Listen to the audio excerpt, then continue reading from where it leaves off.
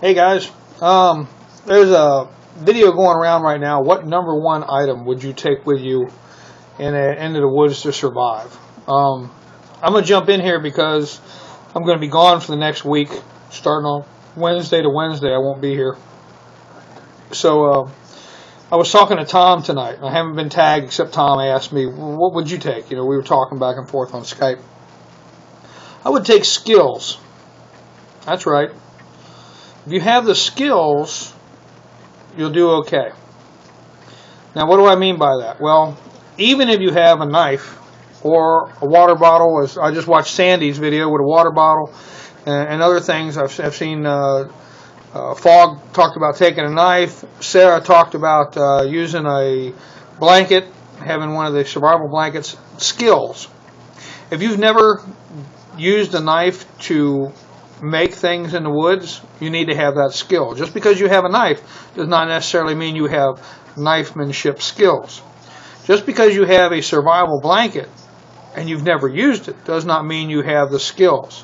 Knowledge of knowing what to do and then being able to do it are two different things. So you could read every book out there from everybody. You could watch every video on YouTube. You could have all this book knowledge and that in your head and see everybody.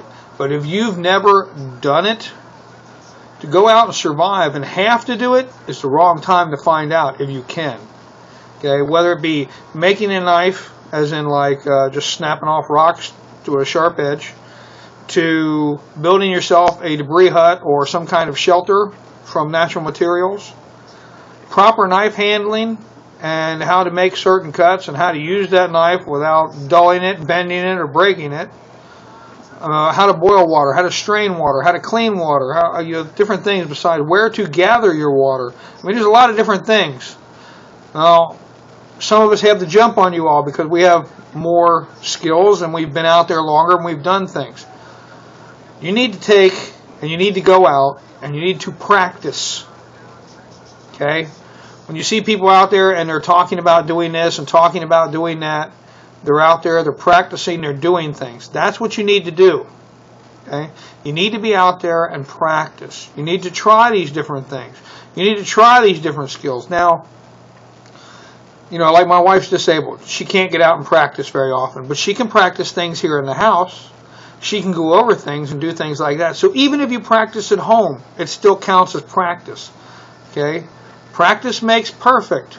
Remember that. That's an old saying. Practice makes perfect. Skills are the one item I would take into the woods. Everything else comes easy after that, but you have to know what you're doing with what you have. So you don't have a metal water bottle. So maybe you only have a plastic water bottle. Being able to boil water in that plastic bottle, which can be done, you need to know how to do that. So you need to try and do that at home or try and do that in a non-survival situation. So if you ever become in that situation, you will know that you can do it. Okay? Skills, proper knife handling. Oh, I don't mean just like handling a knife and walking around with it. I mean proper cutting techniques. The pushing, the pulling, the when to cut this way. And yes, occasionally you do cut toward yourself. Okay? Proper knife handling is important. Alright? When would you use a knife and when would you use a saw? When would you use a knife and when would you use an axe? Being able to know the difference between these will probably save your blade quite a bit of abuse. So skills are what you need. Building a debris hut. Well, building a debris hut or finding out what it's like to sleep in a trash bag, yeah, you might want to try that one before you go out in the woods and have to do it. Okay? Realizing how uncomfortable you're going to be. Realizing how many creepy crawlies are going to be on you, whether the leaves are wet, whether the leaves are dry, whether, you know, what the weather is going to be like, if it's going to snow, if it's going to rain. All these things have differences on what kind of shelter you're going to make and what exactly you're going to be in. Don't go out and say, oh, I'm going to make a lean-to, and you've never made a lean-to.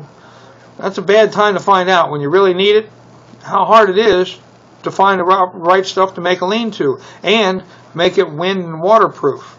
There's a lot of work into that. Survival is not easy. Bushcrafting helps teach us these things for survival and helps us improve on our game. So skills are what you need to go with. All right, I'll catch you all later. I got to get ready here. It's Sunday night, Mother's Day, and we're going to leave Wednesday morning. So I'll catch up with you on a few, and I'll be on Skype on the phone after Wednesday day. So I'll catch up with you all till then, and I might get another video in before I leave. Not really sure. All right, y'all have a good one.